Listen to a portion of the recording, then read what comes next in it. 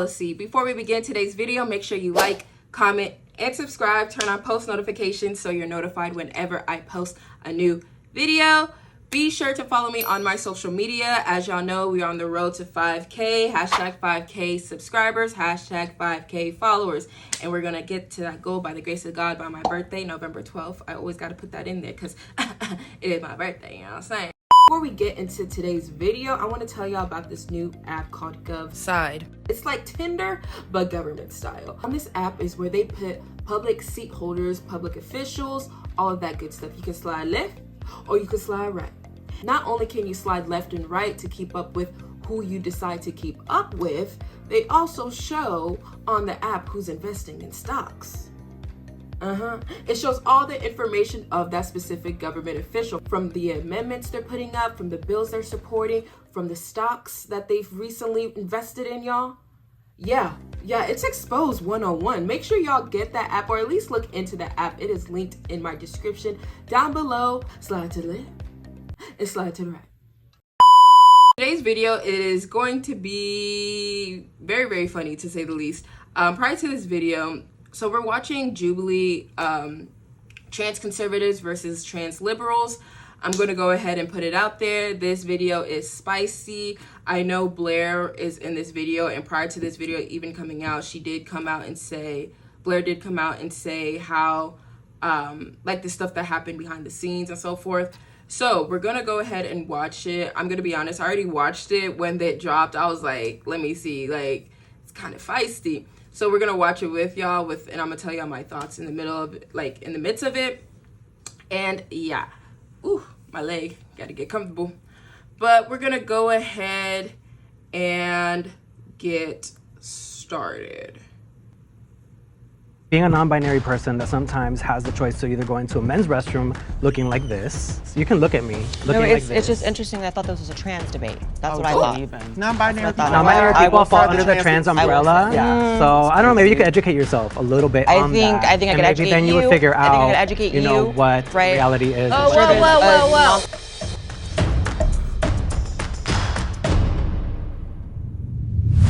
It is a safety concern for trans women to share a female restroom. Can the agreeers please step forward? I would step forward. Before we begin this episode, we know there's been a lot of anticipation for this topic. It depends. Yes. Yeah, so I think that to start it off though too is it's not necessarily. I'm gonna just say this. I agree with it. I think it's a safety concern not only for the trans women, but also women who are who the restrooms were created for originally. So I would say yes, it is a safety concern. Necessarily saying that trans women, it all comes down to self-ID. When we moved into a self-ID process, there are a lot of people, there are a lot of men just simply self-IDing into being trans women to utilize the female restroom and to harm women. Or just be there. They're getting arousal from just being there. You know, there was a photo, or it was a video that went viral, I think like just 2 weeks ago, with some like whole man with a boner in the women's restroom. And there's just some poor woman filming it. Like, am I just supposed to like accept that this is here? So I think there's levels to it. I think that trans women who are actually trans, you know, we're talking gender dysphoria, transitions, making the effort, you know, probably once you reach a certain point in your transition where you can actually assimilate within that space and not cause a disruptance, that would probably be the ideal time to start doing that, right? Whereas, you know, a cross-dresser who is emboldened to, in this current climate, say that they're trans, because now anything is trans if you say so, that person should probably stay absolutely out of women's restrooms, because you're there to get your rocks off and the women are there to take a poop and a pee. So it's not the same. And you know, I really empathize with women who, you know, have an issue with it. And I can probably hear some women commenting, well, how do I know the difference between a fetishist and a real trans person? It's hard. It's hard. However, that's the only nuance that I know to give to it, which is there's different reasons people are trans, and some people really are trans because they're horny, and some people are trans because they really felt that way from, you know, a young age or whatever. See, I agree to an extent. Like, when you go to transition, and this is a fairly universal experience, you know, once you get to a certain point of passing, that's about the time that you would start going into the other bathroom, as opposed to not make the same sex uncomfortable. once you reach that point in your transition, a lot of things change, but you start to see things from another perspective. You start to see things from the perspective of a cis person. Yeah. And I actually offer some solutions to this because I believe the free market can handle all of this stuff. I hate the term because cis. in government-run and government-funded buildings, there should always be a third space for us to use. And I do. When I go to the Capitol and stuff like that, I always use third spaces. But I think that private property owners can make the rules for their establishment and figure out how to enforce those rules. I mean, I wouldn't say third spaces for trans Exactly. people. Like just we're in a state in right general. now. We're in a state right now where you have to allow anybody to use whatever restroom they want. If you're a decent human being, you do what causes the least disturbance. So for example, I filmed a YouTube video a few years ago where I entered a men's restroom just because I was responding to comments who were like, well, maybe you should use a men's restroom if you really feel like the way you feel. And so I said, okay, let's do it. Let's put a camera. And I was kicked out within seconds of the entire establishment, and it was a whole ruckus. So that's what I mean by, if you're a decent person, you do what causes the least amount of problems for people around you. And if you're, a moral person, you're going to be conflict avoidant in general when it's something like that, right? It's like, what's the point of causing issues for anyone, especially if you're really just trying to pee, Just put get your it head done. down, go in, get out. Right. Can the disagreeers please step forward? I want to comment on Blair's point. The one thing I kept hearing through all of the nuance is passability. I never Because said that. ultimately, when we talk about passability, it determines how you get harassed in the bathroom. Because honestly, if you don't look so passable or whatnot, people are going to say, oh, that's a man with a dress on, and then there's going to be discourse. But the reality of it is, honestly, who cares who's trans and who's cis going in the bathroom? You should be minding your own business, being able to pee and do your business in peace, for the most part. That conversation around this man with a boner on or whatever like that, I saw that picture and I thought to myself, that's really a right-wing talking point and conservative propaganda. What? Because that's... No. This is where I got like, okay. Because it was evidence. Like, it was straight evidence. So let's not even walk that path of trying to maneuver or put in like different like possibilities of what we saw. We saw what we saw. Their ideology. How is it when It it was a comes thing to that trans. happened. I'm speaking. It happened. That's their ideology when it comes to trans. It's because conservatives have a basic level understanding of what transness is in the first place. And with all due respect, I do not think any of you are basic, but they use you as the baseline to amplifying this propaganda. How is it propaganda? I'm going to be honest. I think it's such a cop-out that Democrats use. As a registered Democrat, if you're new to my channel, I'm a Democrat, registered Democrat, but I don't even know what's going on with the party at this point. But that is such a common like talking point that they use. Oh, the Republicans use you for tokenism. The Republicans use you for the face of this and third. Sweetheart, have you seen the Democratic Party? They would use another person's struggle for a reason to push political agenda. Like the same way that Blossom is saying that the Republicans do, the Democrats do the same thing. I kid you not. Like that's why I always say, like, people always say Republicans do this, Democrats do this, Democrats do this, Republicans do this. It's like they're both the same. They just use different strategies. Like, Propaganda, if it's a thing that really happened, it was caught on video. Like, it was an actual occurrence. It wasn't Okay. staged. It happened, and that's not the only. It's not an isolated incident. But that's not enough for me to say, because actors can do that. Who knows? They could have been an actor trying to make a point against trans people. But this has always been our battle. It's just like, from what I just heard you were saying with your talking points, because I did understand what you were saying. I just got the word passability out of there, and Which I didn't say that word at all. No, Yeah, I'm no, saying he that word. said passability. I'm saying she didn't say it. He I'm- did. And the I'll say problem, it. the left. Okay, I can't. The I problem couldn't hear. with I just couldn't hear back there. the You know what I was liberals, saying the was liberals always use the. Yeah. No, what I'm saying is, I'm not saying you said that word. What I was Gotta getting let out other of what people you were speak. saying, the one word that was coming to me was passability. This is Blossom saying it. And so passability politics is really a thing in our trans community, especially when we come to the debate of restrooms. Well, you can say it's politics, but actually it's just real life, right? It's just about Correct. where I you're agree. able to assimilate to and where you're not. And I think one of the biggest problems in the trans community is the community by and large has seemed to reject assimilation and seems hell-bent on... That's not true. I think it's absolutely true, which is you see people talking about how you don't need to work on your transition at all to enter women's restrooms. And I think that is so selfish. That drives so me crazy. It's so disregarding of women who may or may not feel uncomfortable. But the trans woman experience is not monolithic. So who are we to never said it police transness? Why are we policing other people's transness I'm and just how they listening to show women. up? We have to But why protect are we- women. Why are y'all policing though? That's what I don't understand. Because you're using words there's that a we're not balance. using. It's not policing. I think what Blossom is missing is that there's a balance within this conversation. We can't just overlook women's thoughts and opinions and feelings in this matter to prioritize trans women's feelings as well. Like, there's a balance between the two. Like, we understand trans women's feelings in this, but we can't just disregard women's feelings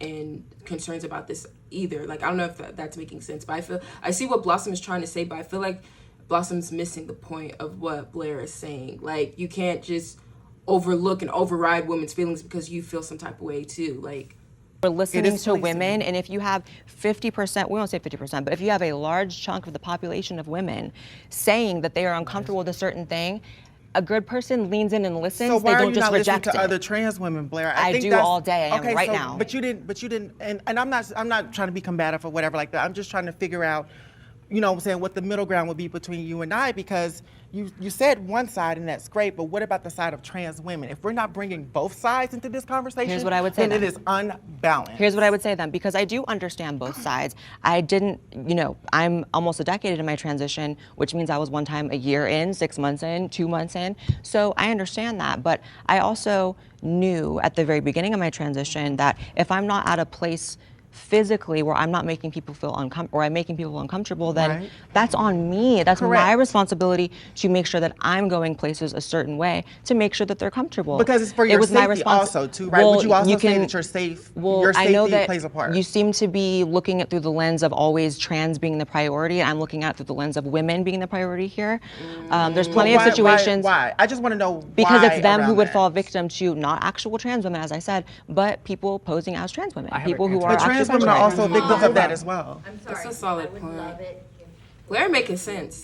have certainties, and I would love to hear. Yeah, everybody Yeah, else yeah, I wants just to want to talk. make this Nobody else point. is I just talking. want to make this point as well. But trans women also experience violence and also are. need No that doubt. protection. And so that's the No thing. doubt. Like, it should be an even playing field. I'm not saying you're wrong, but what I'm saying is I would like to challenge you to expand to make sure you're being inclusive of both sides or whatever, because I we am. have to have these important conversations between cis women and trans women. I mean, I and I'm think- just gonna say, and I'm not gonna just say cis women. I'm gonna say women, biological women. I want to make it inclusive of everyone. I think the middle ground, though, is, and I feel like I'm not coming at this from an extreme place. I feel like an extreme place would be like no trans women in the bathroom ever. That's the extreme position. I'm saying work on your transition, take it as your responsibility, and be respectful. And that's the middle ground, right? This is a self-preservation issue, right?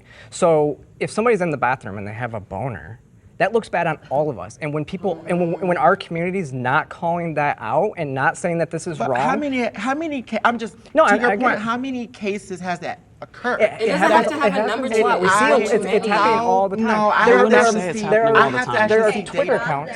I'm sorry, because I just want to make the sure the back and Yeah. forth goes everywhere. I mean, there's Twitter accounts with millions of followers that show this stuff multiple times Okay, a day. now I know what we're talking about. And so we're showing that these types of things do actually cause harm to trans people. So if you're looking at it at a trans lens and to say, what are we doing? We need to combat that stuff and come together to combat that It does stuff. not encompass the entire trans experience. No, and you're that's all right. I just want to say. Yeah, I think I see a lot of different points from everybody here. Honestly, like I can understand like how some women may feel unsafe with men in the restroom. Men, when I say men, I mean men. I'm not talking about trans women.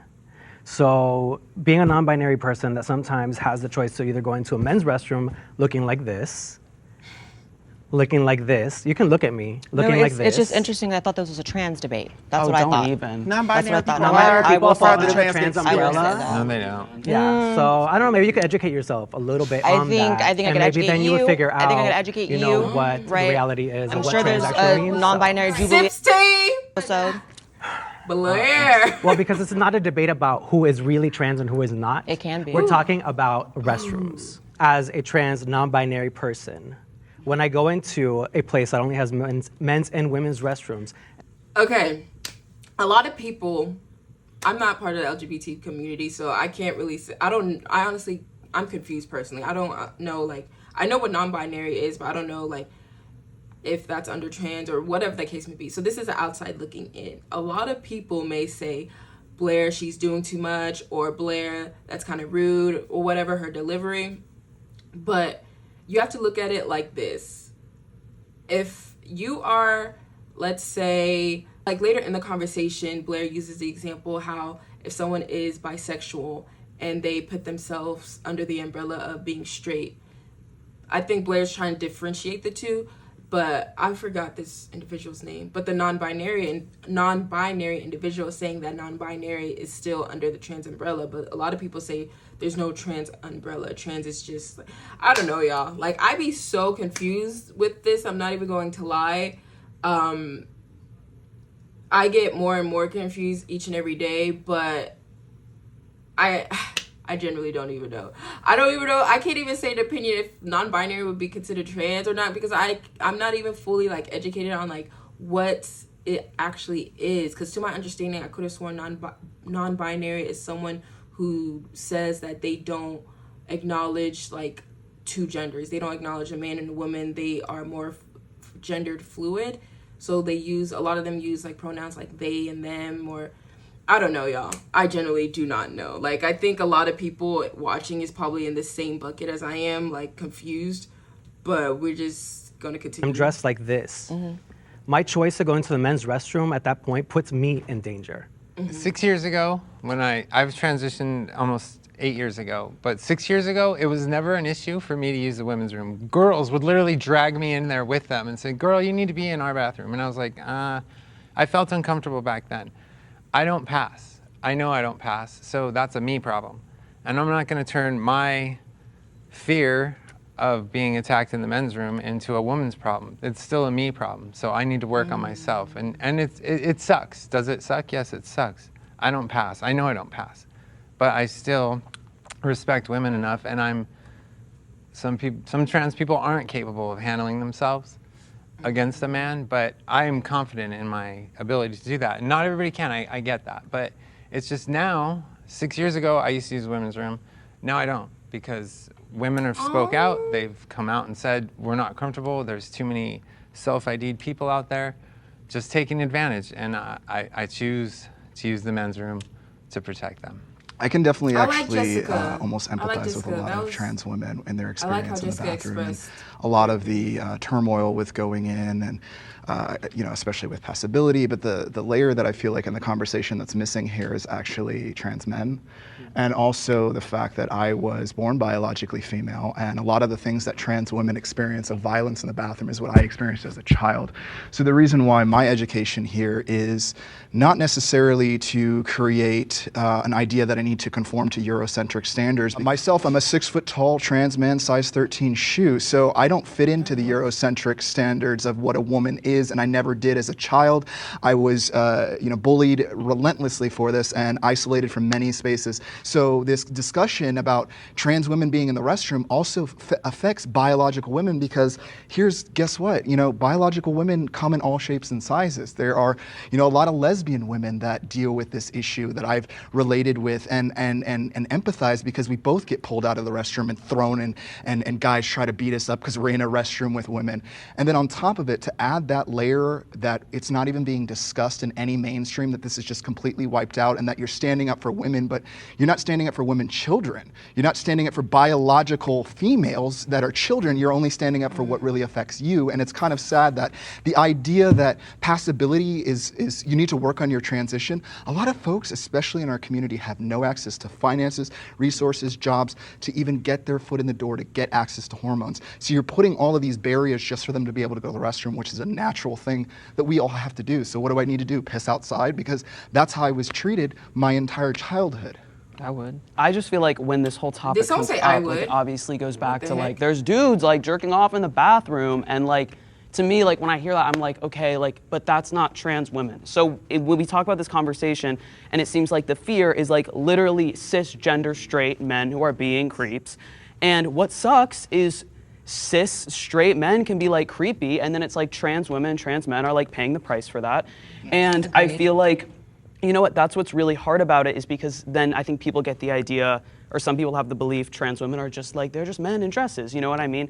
But at the end of the day, like, for so many trans women and so many trans men, the safest place for them is the bathroom that aligns with their gender. And if you go to a place where it's illegal to do that, or you have to go and like, what's your ID or like your birth certificate, it puts you in an objectively unsafe situation. And for me, like, I'm like, if I walk in the women's room, I mean, I know I like look like I look 12, but like I feel like someone would be like, get out of here, you know what I mean? But like, that's the vibe. Like, I think you got to remember, like, when we're talking about it and we're talking about like these creepy dudes like in the bathroom. Here's the middle ground. Here's the middle ground. Y'all ready?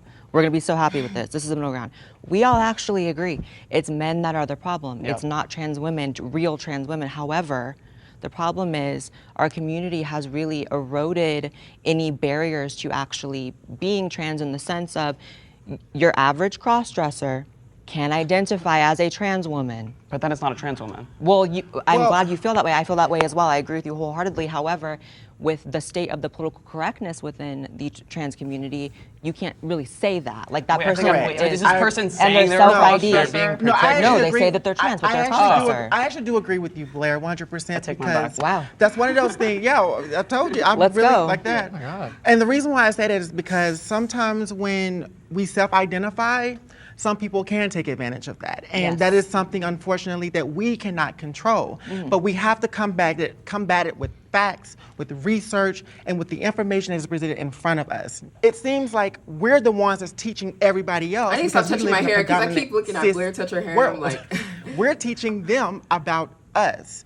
And I just really think we cannot afford to be intellectually dishonest about our experiences as trans people. There is something that I think we can do. There's solutions to this. Like, I do think that something like you have to be on hormones or something like that for 2 years or something before you can even change your ID, like across the board.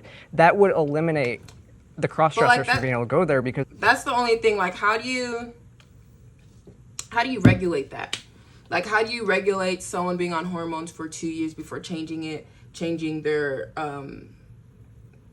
ID? Like, do they have to show proof, like, when trying to change their ID, that they've been on hormones for 2 years? It's like, all this stuff, it's like, how do you regulate it? And you can say, hey, my ID says this, and you can, and so it shows that you've actually taken steps. It's not about passability, it's about how long you've actually been taking the steps to transition. I support the transgender military ban. Agreeers? I don't know if I agree or disagree with this one. I think that oftentimes when you talk about trans people in the military, people forget that most places, if we're talking about feet on the ground and really going into war zones, are really dangerous for trans people. And so it's really an extra risk. You're talking about the culture that exists over there. Yeah, the Middle East, you know, it's like that's not exactly trans-friendly. It's actually the opposite. The medications that we take sometimes put us in conflict with being able to actually be combat ready. But there is some nuance here, obviously. Like, if there was a trans cook or a trans medic, I'm not exactly going to be upset. But for the most part, when it comes to combat, I hate supporting, like what you just said. I hate supporting it because it goes to the narrative of the should athletes compete in sports, you know, but trans athletes? Yeah, the drugs we take do weaken us, you know, so we're not, like you just said, combat ready, but we're also not as physically strong as the guy counterparts standing right next to us. And I will say, like, as a person with HIV, I was diagnosed at 18. I couldn't go into the military, like, because I couldn't get Biktarvy overseas, you know? Yeah, so I will say, that's a good the point. Only person that served in the military on this entire panel. You should have spoke first. It's okay. The thing about it is, I think that there is a lot of nuance in this. I actually have friends that are currently serving in the military. I think there was a lot of misrepresentation of what the trans ban actually did. You know, you have soldiers, if you have surgeries, they go on profile, which means they can't actually do their job. They can't do PT. If you have bottom surgery, it takes a year. And so as a leader, that person's filling a position of a job of somebody that should be doing it. I don't mind somebody who is actually on hormones going there because there's a lot of people, I mean, people take PTSD medications overseas. They actually take 6 months of medication with them.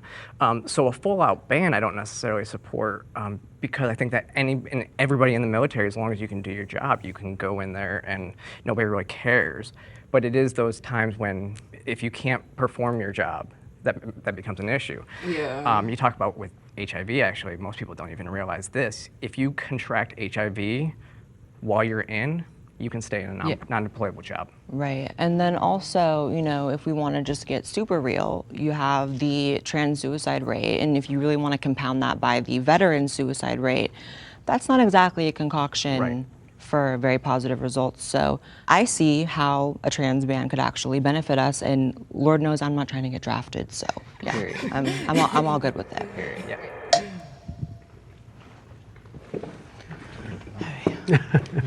I think it's very discriminatory to keep trans people out of the military. We pay our bills here, we pay our taxes here, we are Americans, we deserve to serve this country as well. However, you all did raise some great points about the concern and safety of trans people. And I do agree that something does need to be done about that to protect us. Who's protecting us in the military? Who is? I mean, if you're even diagnosed with like mild social anxiety, you're not eligible to enter the military. If you have like a crooked left, you know, pinky toe, you're not eligible. So discriminatory, I mean, that word sounds pretty in today's climate, very much like, oh no, discrimination, but it's not. Okay, so I feel like they should have changed the prompt because I think like when you look at the actual policy, it's not necessarily saying like ban, like it doesn't say like black and white, transgenders cannot join the military. There are certain regulations and restrictions put in the military that in order for you to join, or if you have certain restrictions, you cannot join the military. A lot of those restrictions that are listed, trans people acquire. So technically it's not, I feel like they should have changed the prompt because like obviously when you live in a perfect world, we all want anybody and everybody to serve whoever wants to serve this country. But there's certain like restrictions that will prevent like someone who is trans to serve, and it's not necessarily because they're just trans, it's because those restrictions align with them, if that makes sense. For example, how she brought up social anxiety. If you have like history of depression, anxiety, social anxiety, like all these like as far as like mentally, that will restrict you from going to the military. Like I don't know, the way that the prompt is like prompted, it's kind of like I don't know. They should have reworded that. That sometimes it's for the safety, and it's like, you know, when it comes to the military and when it comes to keeping America safe, that has priority over anyone's feelings. Discrimination is discrimination, and I don't think there's not always any a negative other way thing, around though. it.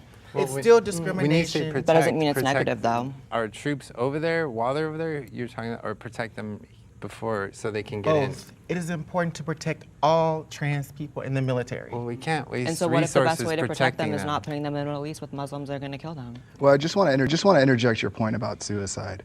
So as somebody who has worked in community service with community members directly, a lot of their suicide issues actually revolve around access to finances. And the military is one of the highest employers of transgender people. So we actually see the suicide rate drop. And for me personally, that's a good point, but it's one of the highest employers of anybody. But if you're suicidal and you go into a job that has a high likelihood of PTSD, causing PTSD and all these other issues, then it becomes a big issue because then you already have one mental illness, and then you're compounding it with more. And when you're on, you know, a very strict regimen of, if you're trans and if you're really trans, and we can get into who's really trans later because I don't know what to say about that, but if you're going to be on hormones, right, you're not always going to have access to those drugs when you're deployed and when you're in those situations. That's why I say Blair is not letting that go. Blair said trans is A, B, and C. If you're not A, B, and C, you're not trans.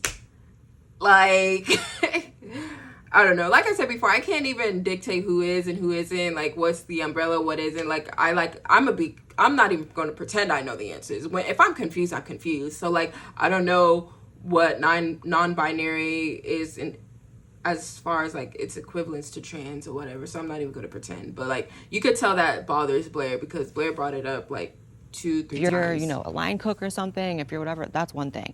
But if we're talking about combat, you're not exactly going to have access to your testosterone blockers and your How do you know that? Because medical they care don't have is those kind of covered pharmacies in the Middle East. Medical care is covered in the military, so they should have access They to need that. to let So that is false Sarah information. speak. And also, you guys are forgetting the fact, well, but- hold on. You guys have all forgotten the fact of what is the flip side for these transgender individuals that are signing up for the military and they're taken out, and that was their life plan. Where are they supposed to work and where is their employment supposed to be? No, because I the agree mental with illness you. that I happens agree, it's through horrible. homelessness and the lack of I resources agree, that it's come. horrible. So that is also They the flip actually- side of that. So if folks but they don't didn't have, kick hold anybody on out. one second, but if they don't have access to a job that could offer them Take your support and research and access to medication, access to benefits, lifetime benefits, Bro, that's something Blair's that most funny. transgender people in any sector of any So job. do you want an answer to your question, or are you just going to rant? Because I can answer. You said, what about those people that were kicked out? I actually think it's bad if you are someone who was in it and you really are, because just like, Sarah, and I've met many trans veterans that I've paid respect to publicly on social media, and I think that's amazing, actually. So if you're kicked out and it was once, the norm But that what's you the could, resources you're I'm offering them, speaking though? though. If you're kicked out and it once was the norm for you to participate in the military, that's sad. But at the same time, if that is what is determined for the ultimate safety and effectiveness of the military, nothing should come before that. Blair, have you ever Because the worked second directly bomb, with because trans the second people? bomb. Have you ever worked I directly? am right now. No, We're directly surrounded by in them. services in terms of nonprofits Sir, and actually she's a getting trans person. clientele. She's not That's my grassroots. entire She career. is not a grassroots Not person grassroots. because, truth be told, a lot of our What does that community even mean? is in grassroots. Have you ever had a Nonprofit client list of organizations that are transgender people that you trans-led. Hold actually on just took a care second. of Hold them? on just a second. Took care of them, like what, like paid their bills? No, I don't sorry, Offering them excuse me, services, getting them through I've helped a services. lot of trans people in my life, Trans-led yes. organizations that are ran by trans people. I really want to see what you've done for those organizations because I don't see any of y'all on the front line. I'm on The front line, like, fighting what are against you it. talking about? I'm I'm on the front- dedicated. Yeah, I didn't like Blossom saying that. I'm not even gonna lie to you. As someone who actually, I work in grassroots. I work in direct communities, not specifically for trans, but in advocacy work, in healthcare, and also in education. So like when you are working grassroots, you meet different people who serve their community in different ways. Like grassroots is not the top of, it's not the top dog of like reaching out. Grassroots is just one of the umbrellas of ways to support and fulfill the ultimate goal, like the ultimate goal that you have within the community. So to disregard and discredit everybody on that panel because they're not on the front lines of the grassrooting, it's like, really? I feel like that was tasteless. I'm not gonna lie, Blossom. That was kind of tasteless. Because it's like you have to take a step back and ask yourself, what's the motive? Like, it's one thing if, like, someone is just, like, what they call, I'm not even going to use the slang, but it's one thing if someone's, like, on the porch sitting around talking about every and anybody, what they're doing right, what they're doing wrong, and not doing something for themselves. But, like, everybody on this panel has done something to some degree and some level of advocacy. Just because you're grassroots or just because you're directly in the community doing it doesn't put you above other. It may give you more, like, resources. It may give you more knowledge and wisdom as regards to like the people you're working with, but it doesn't put you on a higher level. I didn't like that comment. I've dedicated my entire life to in my own way, and you can disagree with it because we all have our vehicles and our methods towards promoting trans acceptance and the ultimate progression of the quality of life of trans people. I've dedicated my entire life to that, right? I access millions of people every single month on all my social media. And I have people reaching out all the time saying that I've saved them from, just like we mentioned, suicide. What are you physically doing? That is the point. Have you ever taken on a client loan? Have you ever had someone come to you homeless and give them resources? I'm sure you guys feel very, you guys are asking questions and you have no interest in the answer. I'm sure you guys are very, very proud of the because fact you're that you going can around in walk. circles, Blair. That's what we're saying. How could it be a circle when I haven't answered the question at all because you keep speaking? I'm sure you guys are very proud that you can enter a building and work with 25 people at a time. I access millions every month, babe. That's what I do. It's really disappointing that you would ever equate community services. This is disappointing, actually. This is very It's disappointing that you would disrespect all of the people that are in community service and all of these social workers that actually do help trans people. And it's really disappointing that you guys are disrespecting what the fuck I do, right? when you say something about what is grassroots, that's the problem that I feel that some trans using a influencers are metaphor for disconnected. something that's That is not a They're gonna metaphor. speak in platitudes That the is whole a time. That's tangible what they're gonna do. resource organization. Because if you, this is where y'all's privilege come in. Because if y'all don't need My privilege? services, My from content is a trans- resource. If you do not need First services of all, from ma'am, don't come from my nonprofits privilege. that are trans-led, Because you have I was raised by privilege drug and you addicts. have I have access. HIV. I'm sorry. I create the resources. I would rather I create work the with resources. My detransitioners content than is a trans resource. people. Blossom, that was tasteless. Like the whole privilege thing. Only because it didn't even equate to the conversation at hand. Yeah, this is like, Jubilee needs to get it together in regards to bringing substance to the, like, discussions. Like, not making it so, like, combative. I understand that that's what brings views, but it's like it's bringing so much divisiveness. And I feel bad for the person with the red shirt. I forgot their name, but for you to, I don't know, that was messed up. Oh my God. Another one, but I'm gonna give you one more chance. It's the condescension for me, you know. I will take a step back and let other people have an I feel opinion. like so like Blair said, like when you want to go into the military, like they gotta like check you out and like, are you fit to go into the military, whatever. For that reason, I don't feel like a ban on trans people in the military is necessary, because I feel like who's ready to go to combat and who's ready to go in, like they'll get in. I think there are people who are like able to do that, maybe people who aren't. And I feel like that will be determined without just a ban across the board. And yeah. So it wasn't actually a full ban, though. That's what people don't realize, okay? Yeah. So You can still enlist. nobody got kicked out of the military. They didn't kick Yeah. a single person out of the military who came forward and had gender dysphoria. Two, it was actually easy. It's more open to serve under the ban than it was under Don't Ask, Don't Tell. Yeah. Okay? So you could actually be a trans person and present however you wanted off duty. You could go to a ball in a dress and nobody cared, and they couldn't kick you out. And serving in the military, it's not a right. They can disqualify you for any reason, physical, anything. People get kicked out all the time because they can't pass PT tests. Right. And overseas, yeah, you don't necessarily have access to refrigerators for your testosterone or any of that other stuff. So if you're taking injections, it's a lot I'm different. supposed to refrigerate it? I don't know. I don't take And testosterone. that's gonna melt in the Middle Eastern sun, believe that. That estradiol is gonna be Female blue hormones goo. are not always refrigerated. Let's just make that clear. Well, my concern would be that, like, who's joining the military not to serve in the country, but only to get the cheaper drugs and the paid-for surgery. And I don't want that trans person defending who's our joining country. the military because they got a woman pregnant and they just need to pay their bills. There's so I many don't different want that reasons why person people either, join the because military. I want And also dedicated there people. are easier I want ways to get dedicated people that want to defend the country. I disagree with the person in the orange. You can't just say you want dedicated people who's going to defend this country in the military. Some people go in the military for different reasons. Some people go in the military to pay their school. Some people go in the military to pay their bills. Some people go in the military for the longevity of the benefits. Some people go in the military because they don't know what they want to do in their life. So a recruiter reached out to them. So they were like, oh, might as well. So we can't dictate like the reason behind it. It's just a matter of time. Like, are they going to do the job and can they do it correctly without any regulations or restrictions that can prevent them from fulfilling that job to be done? Country that I live in. There are and easier protect ways to get drugs. us. There are easier ways to get drugs, and to join the military, that's a big commitment to Let's get just drugs. put it this to- way. to- There are to far do it less for high school, too, debilitating or things that will education. disqualify you from access to the military than trans. And if you want to put it on a scale, trans is one of those things that for a lot of people is quite debilitating, whether it's mentally, physically, whatever. If you have, you know, social anxiety, if you have depression, any of these things that are less mentally taxing than gender dysphoria, all those things, then why is it that we should have like a go around because we're trans? I go with what the generals say. I go with what the people at the top say. This is what is the most effective way to have our military. Just not General Milley. I just really Just hope not that the General people Milley. at the No, top. not that him. You know what I mean? just It's really levels hope to that, people- too. I just really hope that the people at the top that you're referring to aren't transphobic, because let's be clear of the isms that are in the God. military. Man, we live that in a lot of America. us face. People are allowed Excuse me, to I'm be. speaking. Do not interrupt a black trans woman when she's speaking. You've Let's be interrupted very me clear. hella When it comes times. to when Hella it comes times. to isms. Did-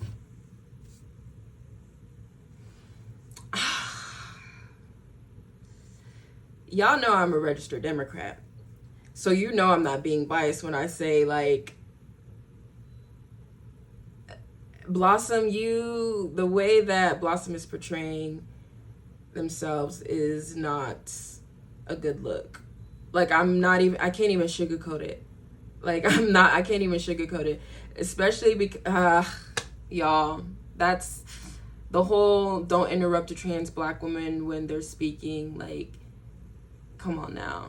Like, especially if you've been interrupting too, and especially if you know, like, it's middle ground, conversations are going to collide. I don't like that.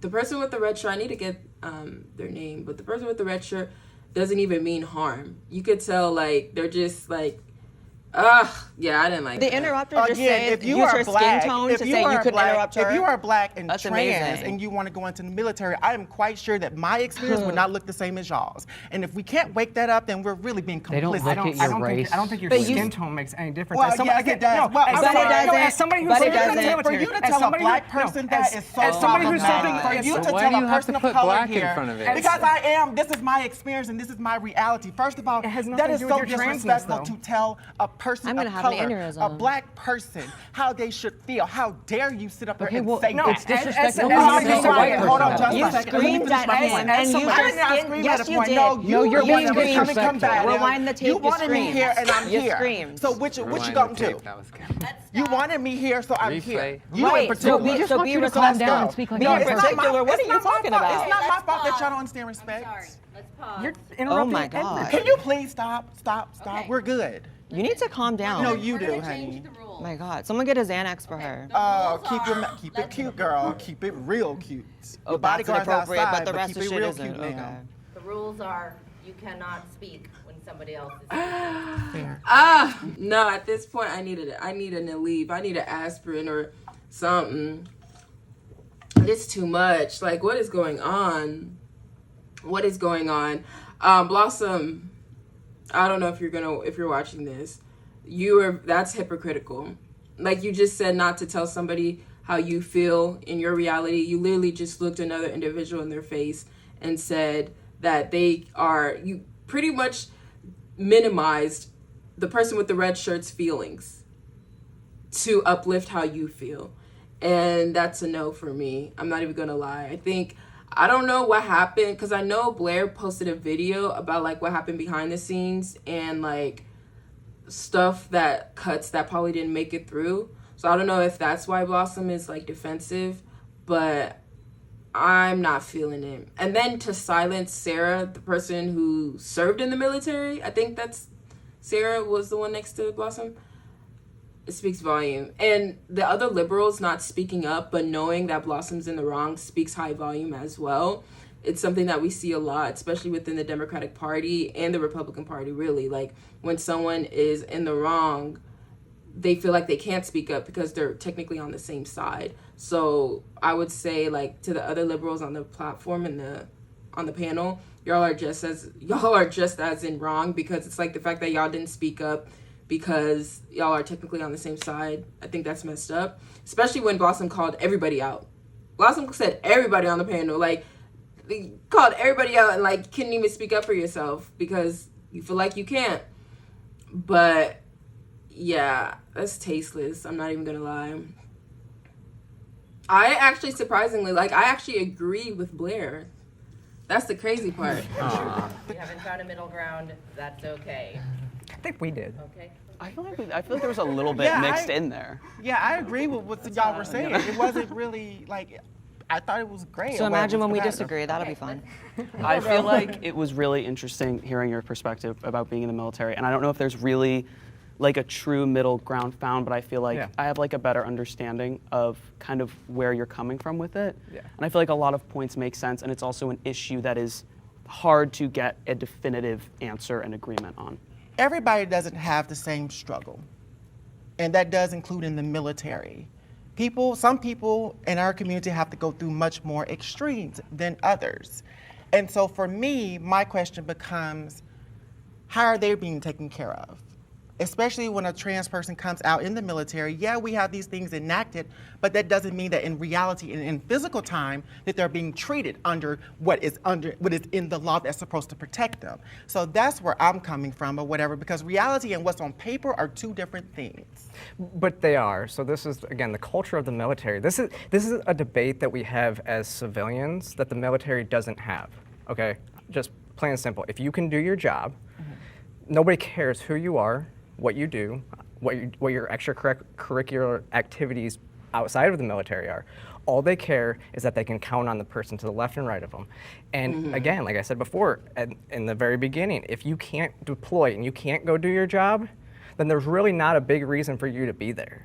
And to agree with your point, I'm not in the military, nor am I a military general, but I trust that military generals know how to get their troops deployment ready. And if someone is able to go through all the rigorous steps, take out the trans, but they've been able to meet medical, health, all of the hoops that need to be met, I don't see any reason to take away someone's opportunity to serve this country and to be proud of serving this country, because being American is something to be proud of. Yeah, and like the trans ban didn't actually do that. Like I said before, you just couldn't go actually like take hormones and transition while you were in, and it was a lot different because I served in 2010 to 2011 before Don't Ask, Don't Tell was repealed, so I know what it was like before that as well. And I totally agree with what you're saying. So there's some middle ground. Let's go, people. Shout out to Sarah. Should not be considered under the trans umbrella. Let's go, girl. This is evil. I think that the concept of a transgender umbrella is inherently an issue, right? Because when you're talking about something as nuanced, complex, full of social dynamics, medical dynamics, so many things to be considered. When you're talking about a transsexual, you should really be specific, right? And this entire concept actually of transgender is relatively new. Like, it came about in the 70s or 80s through queer theory, when originally it was about transsexuals, which was considered a medical diagnosis, which was a medical process, and it defined something very specific. So for me, when I hear that non-binary, which, if I'm to understand correctly, means I think that androgynous. Right, and it means you identify somewhere in between male and female. That's not what a transsexual is. The definition of a trans person is somebody whose body has been altered, or somebody who identifies as a different gender whose body has been altered via hormones or surgery. And there's two genders, so if you want to say, you identify as a different gender, it had to be one of those two, which would make you a transsexual if you're actually trans. I think it makes about as much sense as saying that bisexual is under the straight umbrella. It's like, no, that's a separate thing, and I think there's beauty in being separate things. There's beauty in having your own lanes, and my concern is there's so much, clearly, as we see today, really heated conversations about trans people, that when you start adding in queer theory, non-binary, it just makes it muddy, and the people at home, don't know what the fuck you're talking about. Here's the thing. Yeah, I'm not gonna lie, because like I said before, I'm confused. Like, I got confused whenever they said, brought up the conversation about it being an umbrella, trans being an umbrella, mainly because it's like, I always known trans as just a man or a woman transitioning into a man or woman. That's always been what I thought trans was. I think that's the legal definition of a trans too. So like, when I think of non-binary, I think of it under like queer in a sense. I don't think it under like a trans, but yeah. About a lot of the people who identify as non-binary, so to speak, when they do so, they typically don't medically transition. Right. And when you do so, at that point, it's a costume. Mm-hmm. Well, it's gender nonconformity, right? And so because they can take this off. I can't take this off. Yeah, as Blair's saying, we look at gender nonconformity, which used to be okay. You can wear what you want. You can present however you want, but it doesn't make you something different. You can't, as Blair was saying, it comes out of queer theory, which is postmodern neo-Marxism, which means that there's no such thing as absolute truth. They don't believe there's truth, so it kind of erodes the structure of society. And it's actually really regressive in a lot of ways, because you end up getting it to where it's literally based off of stereotypes, which we've tried to for so long get rid of. Like, it's okay to be gender nonconforming male or gender nonconforming female, and that didn't make you non-binary, it didn't make you trans. When I meet a trans person, right, like a trans woman, a trans man, there is an inherent camaraderie. Like when you mentioned, I can't take this off, part of me almost got a little bit emotional. I know it's hard to believe people think I have emotions, but I really do. And because I saw you in that moment, and I said, you know what, we are similar in that way. We may be different in other ways, we don't know each other very well, but we have that. When I talk to, or I'm around a non-binary person, it doesn't really click, it doesn't connect, because it is so different. So I think that's inherently, I should be able to see some semblance of my own issue within that person, and I don't when they're non-binary at all. And so I have no issue with non-binary people, I just don't think that we're the same. Yeah, same. And so when like I was saying before, like when our acceptance rate has completely been destroyed because these people are initiating violence in our name, they're gonna self-ID out of the category, and then we're gonna be the ones left holding the bag. Yeah, it's just, if sex is a binary and you're neither of those, then you're not trans. Hello.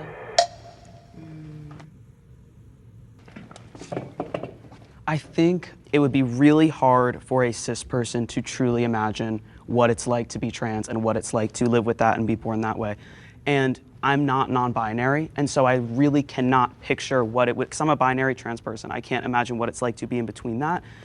But just like how the cis person can't really truly understand that, it doesn't mean that it's not a thing and it's not real. And I really believe that we have like 85 years like on this earth, and like so many people spend so much time being like sad and uncomfortable in their bodies. And if we were just all comfortable, like if somebody like wants to go by a name and like dress a certain way and they are saying, this makes me so comfortable, this is what makes me happy, there is no reason they shouldn't do that. And my God, there is no reason why we should say, well, you're not a part of this because like this is us and like this is whatever. Because literally like we could all sit here and agree that like non-binary people.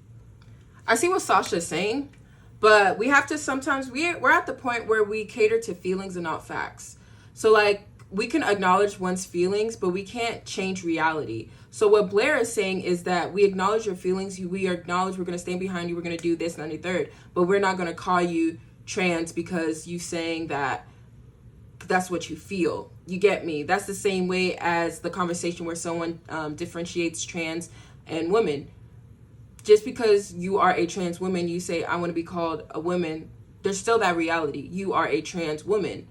You get what I'm saying, y'all? Like, there's the feelings and then there's reality. You can't change reality to cater to feelings. It doesn't mean that people hate you less. It doesn't mean that, well, some people, they are homophobic, transphobic. Aside from those type of people, I'm saying like everyday people who have a heart, who have feelings.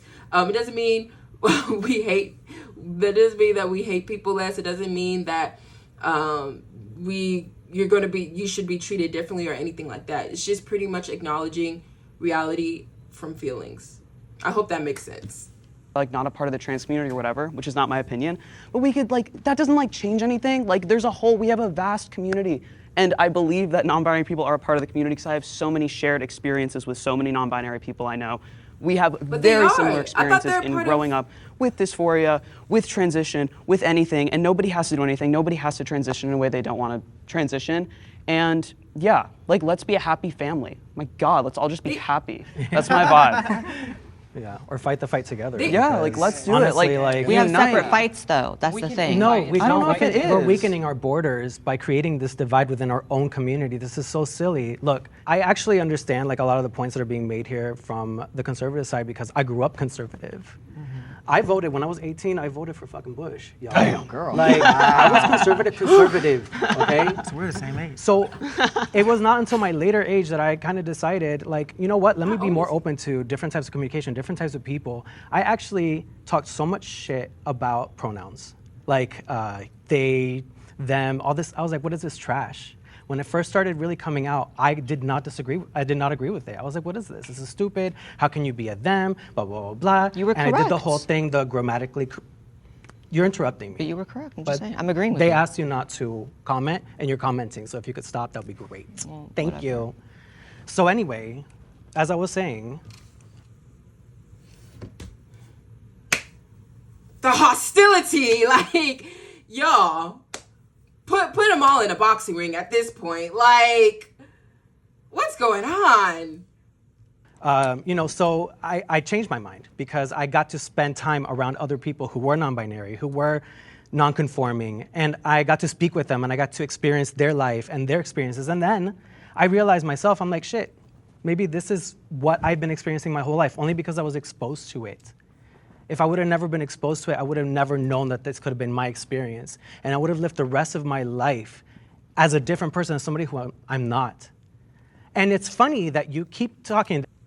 That low-key doesn't make sense to me because you were exposed to it, you now deemed it as your reality.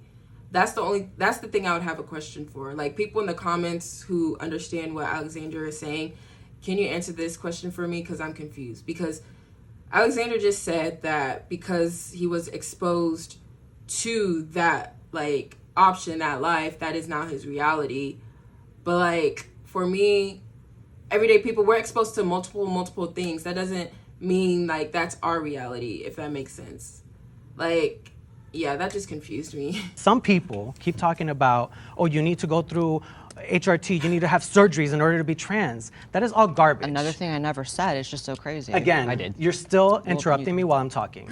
This is the second time now. You're addressing me. This is the second time now. If you can claim someone said something they didn't say, they should be able to correct you in the moment. Do you feel good now that you said what you needed to say? I feel fine. Wonderful. I'm sitting pretty, I'm fine. So, I mean, sometimes it's like the power that needs to hold me back. I mean, you're appropriating a medical condition. That's what you're really doing. I exist. I am proof that non-binary people exist and that it is a thing. And because I'm sitting right here in front of all of you, I'm a real person. This is my experience, just as yours, just as yours is the trans experience. That as a trans woman, as a trans man, or as whatever. But I'm not here to belittle your experience or to tell you that you don't exist. And that's the difference between you and I, that you're trying to cancel you. And when I say you, I'm talking about conservatives. And maybe it is you. You're part of the thing. You're part of the thing. Here's where I get to interject because there's a lot of things said about me. Stop addressing her and just talk to everybody. Okay. But what is your dysphoria? Well, there was something. I'm gonna let you. Okay. So I like the person another with the orange shirt. complete. I don't want to say the word lie, but I guess that's what it is about what I've said here, right? I never said you don't exist. So we can add that to the long list of things y'all have said I've said that I didn't. We know you exist. You're here. You're not fictitious, right? My point is you're different than me, and I don't even think you deny that, but yet when I say it, it's an issue, right? The same way that he said he can't take that off, you can, right? It's different. At the very least, it's different. And when we have a community that there are so many categories, demi-girl, demi-boy, astrosexual, all this shit, but y'all can't fathom that maybe that would be a different category than what I am when we have such different, as you keep saying, and everyone keeps saying, experiences? It doesn't make sense. A bisexual is different than a gay man. Can I ask a question? I just actually want to ask you a question. What is your dysphoria, though? Because gender dysphoria, or sex dysphoria, as I would rather call it, is an uncomfortability between my secondary sex characteristics, not just what I wear on a daily basis, because masculinity and femininity doesn't have anything to do with being trans. But that's not true. But that is not true. You can have dysphoria without having to be dysphoric about your sex parts. But what is your dysphoria? You can have dysphoria what about is your anything. dysphoria? Straight cis women have dysphoria about their breasts all the time. They get breast augmentation. It's not dysphoria. That doesn't mean that. Bro, is this real? Is this real? No. We gonna fast forward.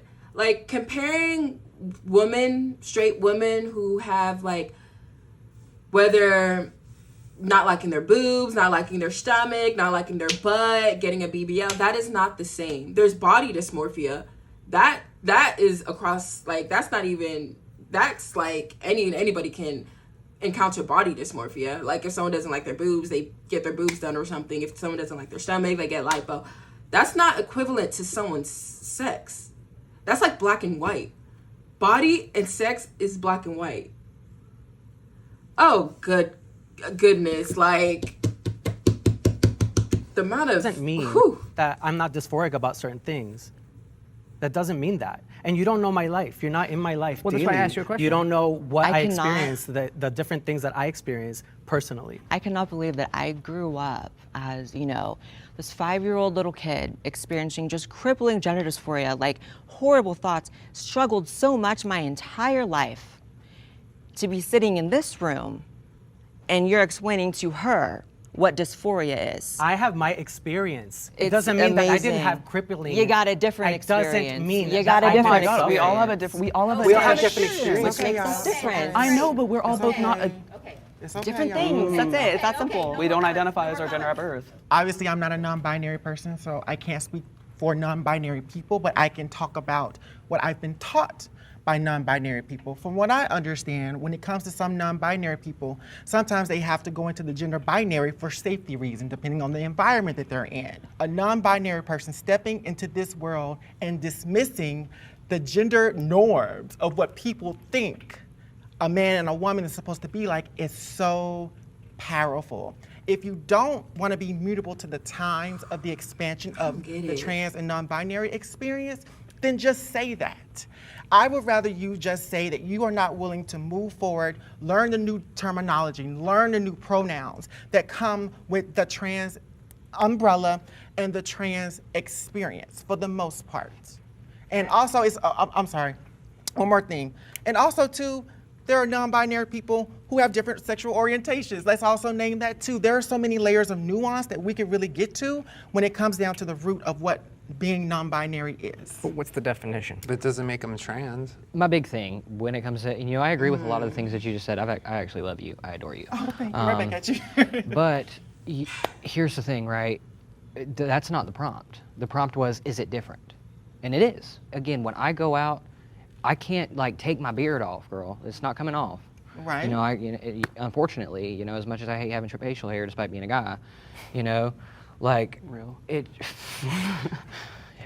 yeah. I can't go and reshape my body. I can't go and shave my Adam's apple down. I've been on this since I was 15. What if it had gone wrong? So I have an interesting experience with non-binary myself, as someone who has presented as a binary trans man. I also don't take testosterone. So for me, especially throughout my transition, I took testosterone for a short period of time just to get the beard and the aesthetics that I wanted to in my transition. And once I reached those goals, I personally didn't want to lose my access to being able to give birth to a kid, especially with being with my wife for 17 years. We've been wanting to have kids, so I wanted to, have a backup uterus, so to speak. And in that process of doing that, I've discovered a lot about myself and my own identity of what is a man, what is a woman. And for me, when I take a look at the issue and the conversation, there's kind of two things happening. Simultaneously, our community is infighting with each other instead of looking outwardly at these structural systems that are actually truly affecting us with laws, politics, access to medical care, and et cetera. While simultaneously, we see that the idea of fitting into the patriarchal structures, the misogyny, everything that is kind of placed in us, I don't subscribe to that. I mean, all my life have been breaking the rules of what a gender ideology is just by my pure existence. I didn't grow up with the idea of knowing what trans was my entire life. I discovered that actually being homeless. I didn't discover that through some collegiate access to college or influence from others. There was no one around me that knew or that I knew it was trans. I discovered that myself. But as I've aged in my transition, because I've been trans for damn near almost 20 years now, I've discovered my own fluidity in that area because I actually enjoy my female side too. Doctors are manipulating trans men. We're gonna stop it here. But for that prompt, doctors are manipulating trans medical care, I would say yes. So honestly, that was that. My camera actually cut off because it was really long. That's why I'm always checking the camera to make sure it's not going too long because I don't like it cutting off. Anyways, but that was that. Let me know your thoughts in the comments down below, y'all. Literally, the amount of brain cells that I've lost, it should be studied. This whole conversation, the whole debate, whatever, it was it was a lot, to say the least. I'm pretty sure the people viewing understand, picking up what I'm putting down at the end of the day. But let me know your thoughts in the comments down below. Be sure to like, comment, and subscribe. Turn on post notifications so you're notified whenever I post a new video. Follow me on my social media. As y'all know, road to 5K, road to 5K, road to 5K, road to 5K, road to 5K. But no, thank God in advance. I want to thank y'all for tuning in. I love y'all all. Thank you for the consistent support. With that being said, this is Udo at Connecting People with Policy. God bless y'all. Deuces.